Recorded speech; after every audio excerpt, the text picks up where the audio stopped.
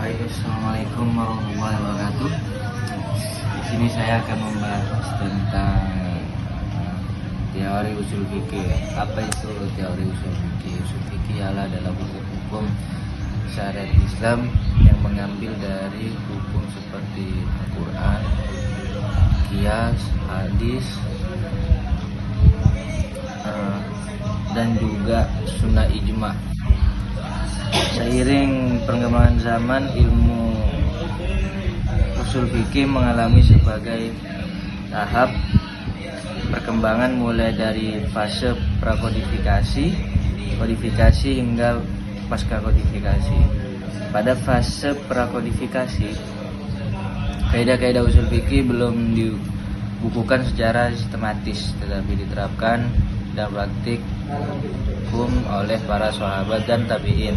Fase ini ditandai dengan dominasi metode ijtihad individual berdasarkan pemahaman terhadap nas dan realitas yang ada. Kemudian fase kodifikasi dimulai dengan munculnya karya ilmu Asy-Syafi'i yang berjudul Ar-Risalah, yang menjadi landasan awal dalam penyusunan metodologi usul fikih secara sistematis.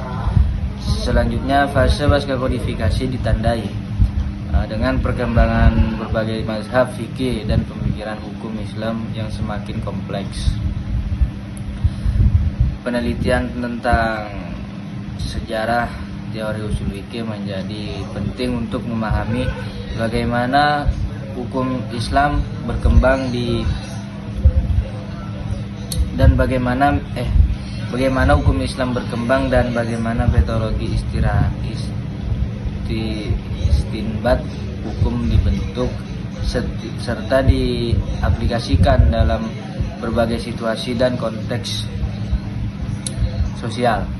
Dengan memahami sejarah perkembangan, kita dapat menghargai dinamika pemikiran hukum Islam serta menemukan relevansinya dalam menjawab tentang hukum kontemporer.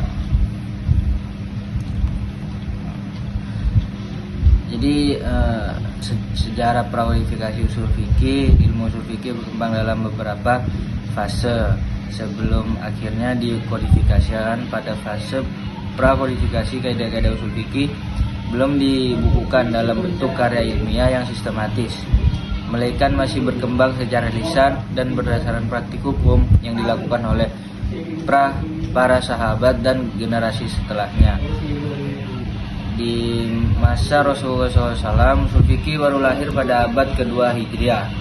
Pada abad ini, daerah kekuasaan umat Islam semakin luas dan banyak orang yang bukan Arab memeluk agama Islam. Karena itu banyak menimbulkan kesamaran dalam memahami nas, sehingga dirasa perlu menetapkan kaidah-kaidah bahasa yang dipergunakan dalam membahas nas. Maka lahirlah ilmu usul fikih yang menjadi penuntut dalam memahami nas. Terus di masa sahabat sebenarnya adalah masa transisi dari masa hidup dan adanya bimbingan Rasulullah SAW kepada masa Rasulullah SAW tidak lagi menampingi umat Islam ketika Rasulullah SAW masih hidup. Sahabat menggunakan 3 sumber penting dalam hukum, yaitu Al-Quran, Sunnah, dan Rahayu Nalar. Baik, mungkin itu saja dari saya pengertian usul fikih. Selebihnya kurang mohon maaf. Assalamualaikum warahmatullahi wabarakatuh.